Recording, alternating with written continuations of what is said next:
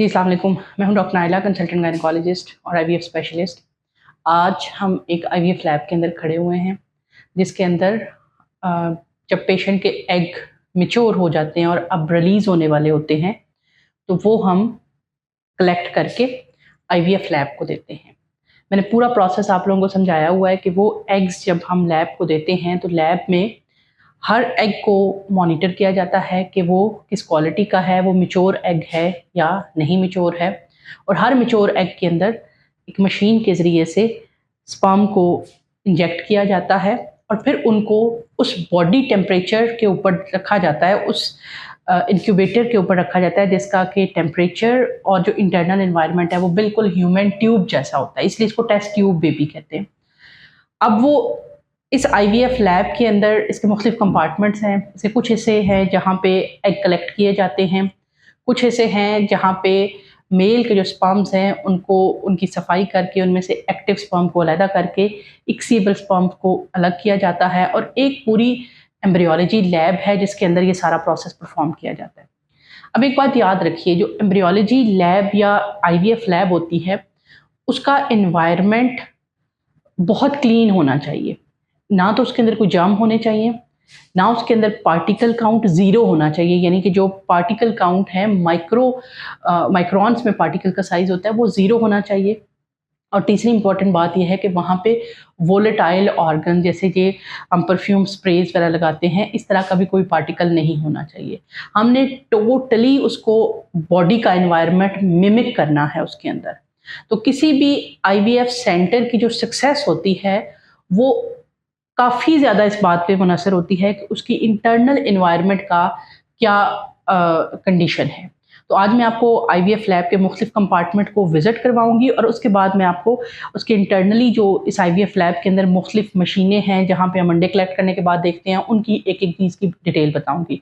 तो हम IVF lab में चलते हैं। ये बेसिकली ऑपरेशन थिएटर है जहाँ पे हम पेशेंट के एग को निकालते हैं, इसकी हम अलग से फोकस करेंगे। अभी ये हम जहाँ जा रहे हैं ये आईवीएफ लैब का चेंज रूम है। ये जो मैंने चेंज कपड़े पहने थे वो मैंने उतार दिए क्योंकि उसके अंदर डिफरेंट पार्टिकल थे। यहाँ से स्टरलाइज्ड कपड़े मैंने पहने, इसको प्राइमरी गाउनिंग कहते हैं।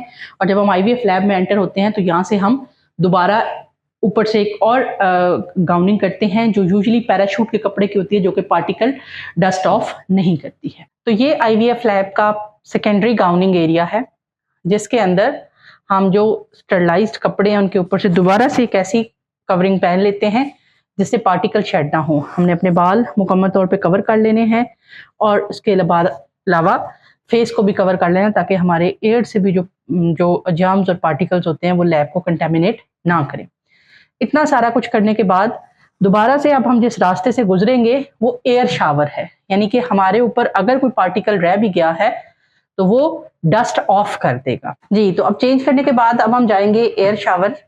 इसके अंदर जब हम जाते हैं तो कुछ देर के लिए हवा का एक खास प्रेशर कुछ देर के लिए चलता है ताकि आपकी बॉडी में मौजूद जो एयर पार्टिकल्स हैं वो डस्ट ऑफ हो जाए।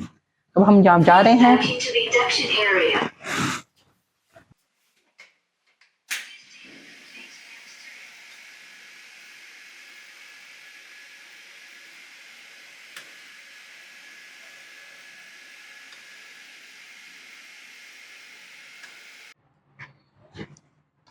अब ये एयर शावर्ड एरिया के बाद हम जिस रूम में जा रहे हैं that is basically andrology room, जिसके अंदर स्पर्म्स और अंडों की स्पर्म्स की जांच की जाती है और आईयूआई के सैंपल तैयार किए जाते हैं। इस एरिया के अंदर भी जो क्लास है वो बेसिकली बी क्लास या ए क्लास है। इसके ऊपर जो लगे हुए हैं ये फिल्टर्स होते हैं जो कि अगर कोई कंटेमिनेशन आ भी जाती है तो उसको वापस सर्कुलेट कर लेते हैं। ये CX32 रीसेंट ओलंपस की माइक्रोस्कोप है और ये एक छोटा इंक्यूबेटर है जो कि आईयूआई के सैंपल को तैयार करने के लिए इस्तेमाल किया जाता है। और ये standard IUI lab should look this. इसमें हर चीज़ का टेम्परेचर और रिकॉर्ड मेंटेन्ड होता है और किसी भी किस्म की कंटेमिनेशन यहाँ पे नहीं हो सकती है। अब हम इसके बाद जा रहे हैं नेक्स्ट आईवीएफ लैब के अंदर जो कि क्लास ए होती है। क्लास ए का मतलब यह है कि उसका पार्टिकल काउंट बिल्कुल ज़ीरो होता है और एक ख़ास टेम्परेचर पे तमाम इंस्ट्रूमेंट्स जो है वो रखे हुए होते हैं। ये बेसिकली एक आईवीएफ लैब है, state of the art IVF lab है। इसके अंदर ये इंक्यूबेटर है जिसको एस्को है। इसके अंदर स्पर्म और अंडे को इकट्ठा करके उसको इंक्यूबेशन दी जाती है। इसका टेम्परेचर इंसान के जो टेम्परेचर, जो ट्यूब्स का टेम्परेचर होता है उसके ऊपर मेंटेन किया जाता है। इसकी जो पीएच होती है और इंटरनल इन्वायरमेंट होता है वो भी कंट्रोल्ड होता है। इस जगह पे जहाँ पे हम खड़े हैं यहाँ पे कोई पार्टिकल नहीं है, पार्टिकल काउंट 0 है। और 24 आवर ये जो फिल्टर्स और जो ये लेमिनर फ्लो और हेपा फिल्टर्स काम कर रहे होते हैं, और अगर कोई पार्टिकल आ भी जाता है तो ये फ़ौरन उसको रीसर्कुलेट कर देते हैं।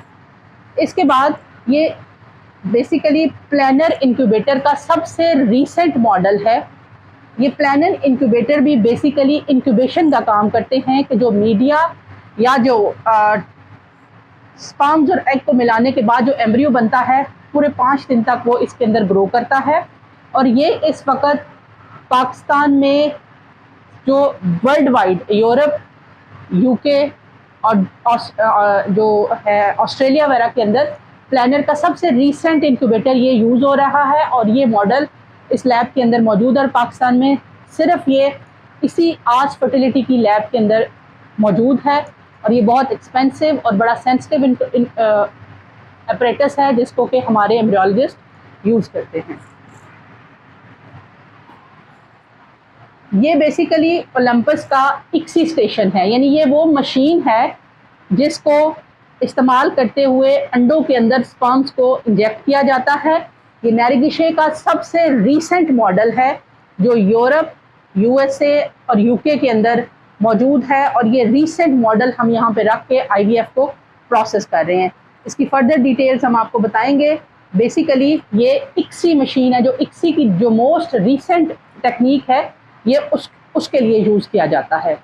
और ये हमारा ओवम पिकअप स्टेशन है, ओपीओ स्टेशन है।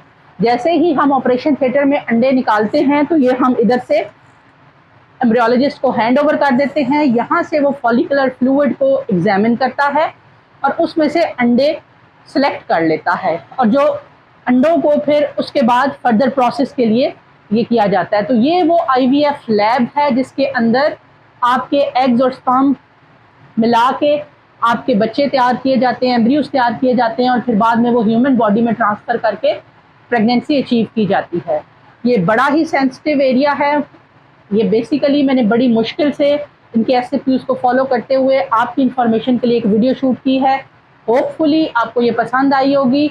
और आस फर्टिलिटी जहाँ पे ये मैं प्रैक्टिस कर रही हूँ इस वक्त, इसके अंदर जो लैब है वो इंटरनेशनली WHO के जो क्राइटेरियाज़ हैं, जो हमारी फूड एंड ड्रग अथॉरिटीज़ के जो क्राइटेरिया हैं, European association of reproductive medicine के जो क्राइटेरियाज़ हैं उनको मीट करती है। और इसके अंदर हम जो इंटरनेशनली 40% to 45% का ब्लास्टोसिस रेशो है वो हम अचीव कर रहे हैं। और इसके बाद सारे प्रोसेस के बाद हम आपके एम्ब्रियोज को फ्रीज़ कर देते हैं। उनके लिए जो यूज़ किए जाते हैं वो क्रायो टैंक होते हैं, वो भी मैं आपको वीडियो के एंड पे दिखाती हूँ।